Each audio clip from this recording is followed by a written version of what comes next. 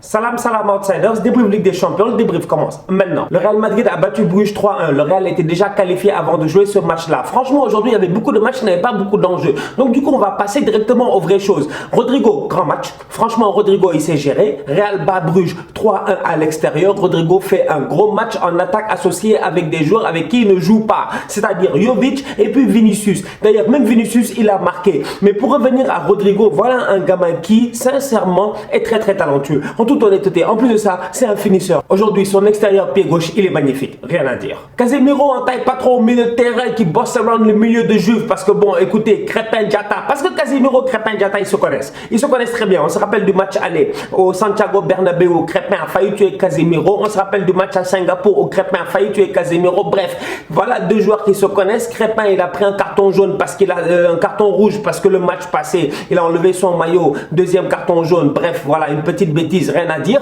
Tout ça pour dire que on va être très sérieux aujourd'hui au milieu de terrain. Les Madrilènes, ils ont géré. Luka Modric, très beau but. Petit ballon, petit filet, bien joué. Bruges, voilà en Europa League, voilà un autre adversaire qui va être compliqué pour mes pauvres Gunners. Bref, tout ça pour dire que Galatasaray, les chiens de garage, pour ceux qui ne se rappellent pas, encore une fois, et je vais le redire, ça fait 20 fois que je le dis, un chien de garage c'est quoi? C'est les chiens là, attention, chiens méchants marqués devant toutes les maisons, mais les chiens tu l'as jamais vu, peut-être même ils n'existent pas. Bref, voilà, Galatasaray, les voilà, avec tout le nom, le club, etc.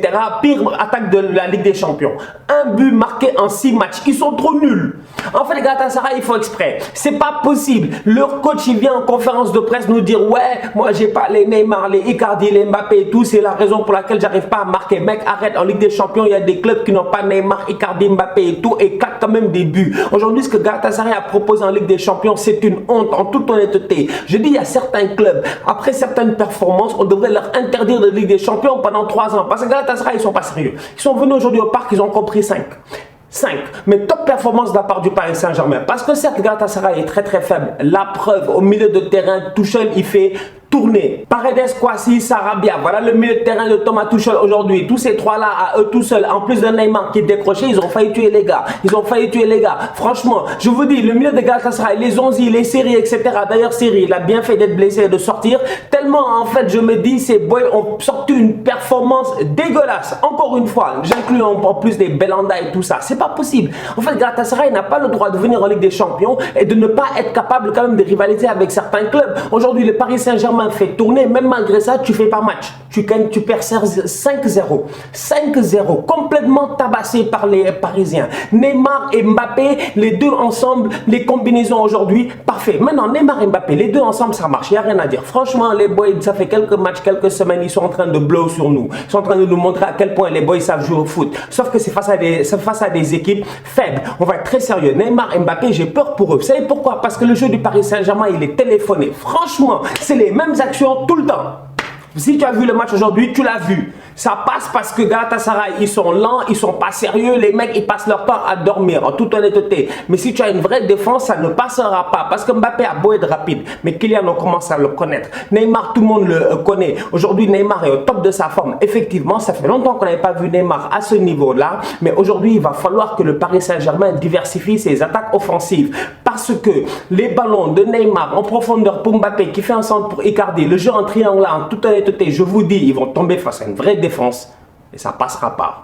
On a beaucoup critiqué les recrues du Paris Saint-Germain ces dernières années, mais j'aimerais dire un truc. Sarabia, top recrue. Franchement, le boy, à chaque fois que je vois un match du Paris Saint-Germain, à chaque fois que je vois Sarabia jouer, Sarabia fait une top performance, incluant ce soir. Certains pensaient que Tottenham allait essayer d'aller faire une revanche et tout parce qu'ils sont fait tabasser par le Bayern au match aller. Sachez une chose, c'était José Mourinho n'était pas sur le banc à ce moment-là. Il n'a aucun état d'âme, il s'en fout. Le mec a fait tourner comme le Barça hier face à l'Inter. Donc du coup, Tottenham est parti avec une équipe remaniée. Tottenham a perdu 3-1, c'est logique. Cependant, Sessegnon il a marqué. Ça fait longtemps que je ne l'avais pas entendu parler de lui. Le boy Ryan Sessegnon, qui était en D2 l'année passée, qui était avec Fulham même, qui était avec Fulham et tout, dans le gros recrutement, etc.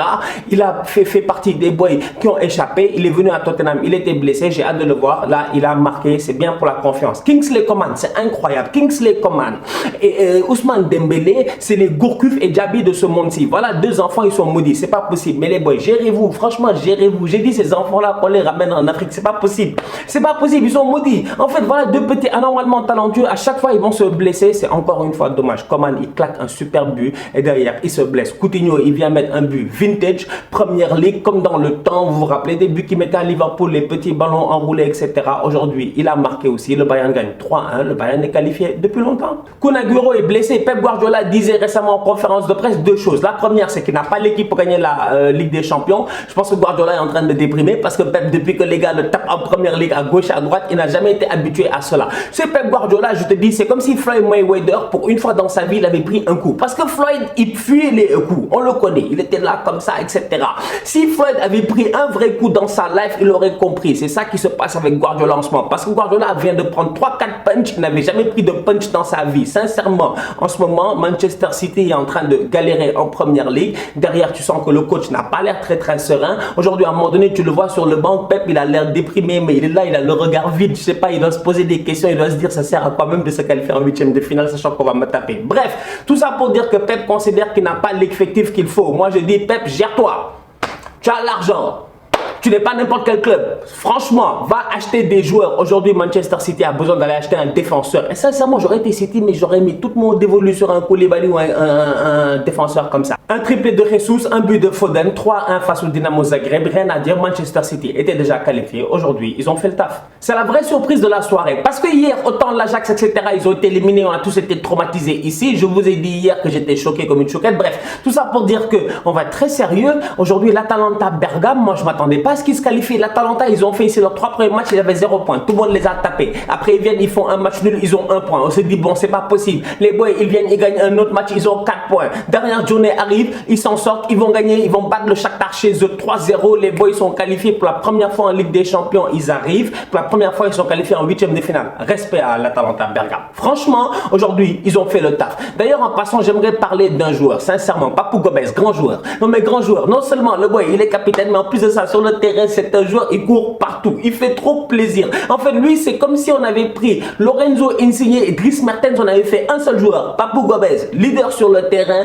techniquement très fort. Aujourd'hui, il délivre une passe décisive à la limite du hors-jeu. D'ailleurs, ça a été une question de VAR dans ce match-là. Mais tout ça pour dire que, sincèrement, l'Atalanta Bergame fait la surprise. Et l'Atalanta Bergame va jouer les 8e de finale. Et le PSG va espérer tomber sur l'Atalanta Bergame. Un match très poussif de la Juventus face au Lokomotiv Moscou aujourd'hui. Cependant, ça a été intéressant vers la fin du match. Parce que franchement, les combinaisons Dybala, Higuaín, Cristiano Ronaldo à la fin du match avec Ronaldo à la finition, en toute honnêteté, quand tu regardes ça, tu te dis ça peut être prometteur. Ça peut peut-être être prometteur. Tu vois, Bernardeschi, gère-toi. Boy, tu es trop nul, c'est pas possible. Bernardeschi, en fait, combien de fois dans le match tu dois faire la passe, tu te mets à dribbler, après tu perds le ballon. C'est pas du tout normal. D'un autre côté, la Juventus en ce moment, il y a beaucoup de blessés. Ramsey, il est blessé. De Ligt, il est blessé. Comment ça s'appelle, Cuadrado, il a pris un carton rouge. Bref, ça aussi c'est compliqué. Douglas Costa, il est blessé. Tout ça pour dire que l'effectif en ce moment n'est pas plein. Tout le monde n'est pas là. La Juventus galère en championnat. La Juventus va devoir tout faire en fait pour revenir au top de sa forme avant le mois de février-mars. Parce que franchement, Cristiano Ronaldo n'est pas venu à la Juventus pour gagner la Serie A. Il est venu à la Juventus pour regagner la Ligue des Champions. L'Atlético Madrid, c'est peut-être le deuxième que le Paris Saint-Germain ne voudra pas affronter. Parce que franchement, on va être sérieux. Ici, tout le monde gère le Paris Saint-Germain.